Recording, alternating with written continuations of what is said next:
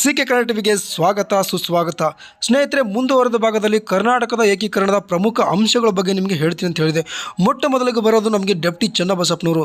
1858ರಲ್ಲಿಯೇ deputy ಚನ್ನಬಸಪ್ಪನವರು ಉತ್ತರ ಕರ್ನಾಟಕ ಭಾಗದಲ್ಲಿ ಭಾಷಾವಾರು ಪ್ರಾಂತ್ಯಗಳ ರಚನೆಗಳಿಗೆ ಒಂದು ಚಳುವಳಿಯನ್ನು ಆರಂಭ ಮಾಡ್ತಾರೆ.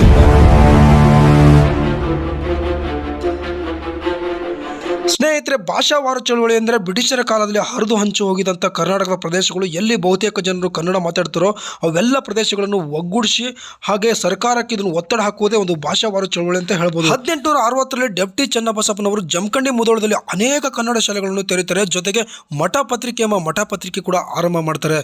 ಡೆಪ್ಟಿ ಚನ್ನಬಸಪ್ಪನವರು ಶಿಕ್ಷಣ ಇಲಾಖೆಗೆ ಡೆಪ್ಟಿ ಡೈರೆಕ್ಟರ್ ಆಗಿ ಬಂದ ಮೇಲೆ ಕನ್ನಡಕ್ಕೆ ಒತ್ತು ಕೊಟ್ಟಂತ ಮೊದಲಿಗರು ಅಂತ ಹೇಳ್ಬೋದು. ಸುಮಾರು ಕನ್ನಡ ಶಾಲೆಗಳು ಸ್ಥಾಪನೆ ಮಾಡ್ತಾರೆ, ಹಾಗೆ ಅನುಮತಿ ಕೂಡ ನೀಡ್ತಾರೆ.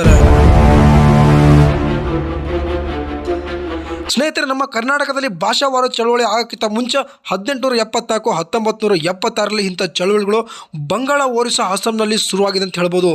ಇದರಿಂದ ಪ್ರೇರಿತರಾದ ಕನ್ನಡಿಗರು ಕರ್ನಾಟಕದಲ್ಲಿ ಕೂಡ ಭಾಷಾವಾರು ಚಳವಳಿಯನ್ನು ಶುರು ಮಾಡ್ತಾರೆ. ಭಾರತದಲ್ಲಿ ಪ್ರಪ್ರಥಮ ಬಾರಿಗೆ ಭಾಷಾವಾರು ಚಳವಳಿ ಆಗಿದ್ದೇ ಅಸ್ಸಾಂನಲ್ಲಿ ಅಂತ ಹೇಳ್ಬೋದು. ಸ್ನೇಹಿತರೆ, ಕರ್ನಾಟಕ ಏಕೀಕರಣ ಪೂರ್ವದಲ್ಲಿ ಇನ್ನೊಬ್ಬರು ಮಹಾನ್ ವ್ಯಕ್ತಿ ನಮಗೆ ಪರಿಚಯವಾಗ್ತಾರೆ. ಇವರ ಹೆಸರು ಆಲೂರು ವೆಂಕಟರಾಯರು ಅಂದ್ಬಿಟ್ಟು. ಇವರನ್ನು ನಾವು ಕನ್ನಡದ ಕುಲ ಪುರೋಹಿತರು ಎಂದು ಕರಿತೇವೆ. ಆಲೂರು ವೆಂಕಟರಾಯರು ಏಕೀಕರಣಕ್ಕೆ ತಮ್ಮ ತನುಮನಧನವನ್ನು ಕೊಟ್ಟಂಥ ಮಹಾತ್ಮರು. ವೆಂಕಟರಾಯರು ಧಾರವಾಡದ ಬಳಿಯ ಆಲೂರು ಎಂಬಲ್ಲಿ ಜನನವಾಗ್ತಾರೆ. 1914ರಲ್ಲಿ ಧಾರವಾಡದಲ್ಲಿ ಕರ್ನಾಟಕ ಇತಿಹಾಸ ಸಂಶೋಧನಾ ಮಂಡಳಿ ಕೂಡ ಸ್ಥಾಪನೆ ಮಾಡ್ತಾರೆ. ಜೊತೆಗೆ ಕರ್ನಾಟಕದ ಗತವೈಭವ ಎಂಬುವಂಥ ಒಂದು ಕೃತಿ ಕೂಡ ರಚನೆ ಮಾಡ್ತಾರೆ ಅಂತ ಹೇಳ್ಬೋದು. ಸ್ನೇಹಿತರೆ, ಕರ್ನಾಟಕ ಏಕೀಕರಣಕ್ಕೆ ಎರಡು ಸಂಘಟನೆಗಳು ಬಹುಮುಖ್ಯವಾಗ್ತವೆ.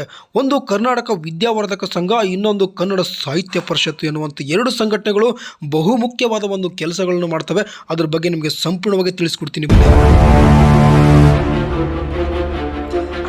ಮೊದಲನೇದಾಗಿ ಕರ್ನಾಟಕ ವಿದ್ಯಾವರ್ಧಕ ಸಂಘದ ಬಗ್ಗೆ ಹೇಳೋದಾದರೆ, ಕನ್ನಡಿಗರನ್ನು ಒಗ್ಗೂಡಿಸುವ ಉದ್ದೇಶದಿಂದ 1890ರಲ್ಲಿ ಧಾರವಾಡದಲ್ಲಿ ಆರ್.ಎಸ್. ದೇಶಪಾಂಡೆ ಈ ಸಂಘವನ್ನು ಸ್ಥಾಪನೆ ಮಾಡ್ತಾರೆ. ಈ ವಿದ್ಯಾವರ್ಧಕ ಸಂಘದ ಒಂದು ಮುಖ್ಯ ಉದ್ದೇಶ ಏನಾಗಿರುತ್ತಪ್ಪ ಅಂದರೆ, ಕನ್ನಡಿಗರಿಗೆ ಎಲ್ಲಿ ಅನ್ಯಾಯವಾಗಿರುತ್ತೋ ಅಲ್ಲಿ ರಕ್ಷಣೆ ಕೊಡುವಂಥದ್ದು.